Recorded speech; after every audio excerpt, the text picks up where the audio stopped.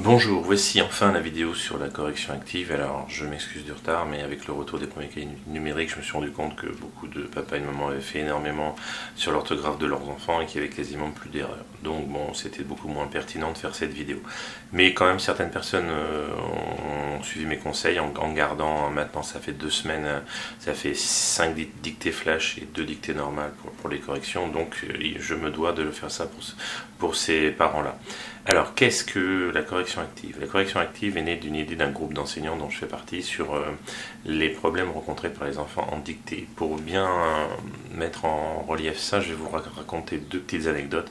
La première, je me souviens d'une collègue qui m'avait dit qu'elle avait reçu de maman et sa fille. Sa maman lui avait dit que de toute façon sa fille, elle était comme elle serait jamais bonne en dictée, donc il fallait attendre la fin du collège et puis là ça s'améliorerait. Donc en gros, nous enseignants, on ne pouvait rien y faire.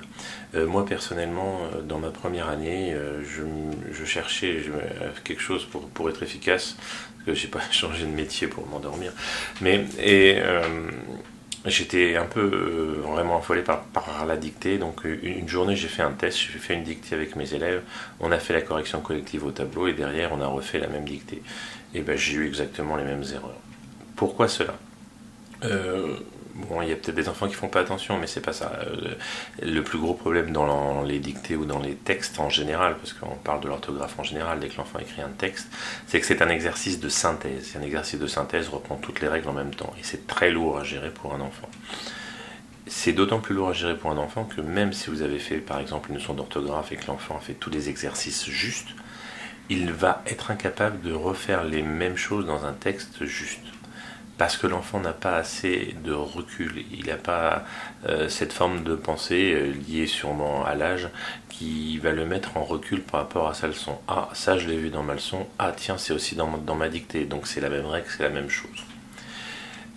Alors, comment on va y remédier? On va y remédier en fournissant à l'enfant une procédure corrective unique, très important. C'est pas la peine de noyer les enfants qui ont des difficultés dans 2 procédures différentes pour la même chose, ça ne marche pas. Une seule et unique chose, et évidemment, qu'elle soit sur un large spectre et qu'elle puisse ratisser un nombre conséquent de problèmes, voire tous les problèmes.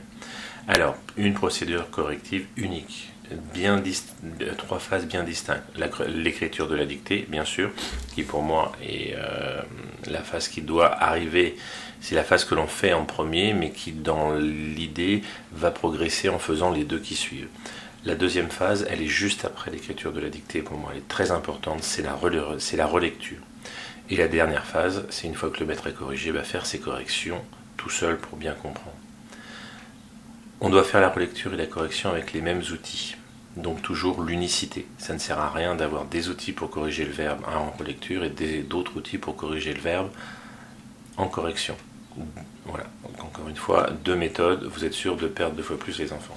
Il faut que l'enfant soit acteur de sa correction. Donc voilà, la correction collective, je pense que vous commencez à comprendre que j'en pense pas du bien.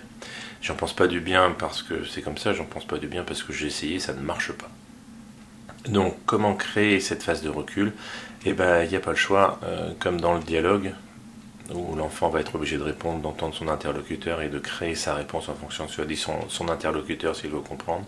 Il va falloir que l'enfant soit acteur pour mettre les mains dans le cambouis, comme on dit, et commencer à sentir les choses, à comprendre les choses et à bâtir cette phase de recul.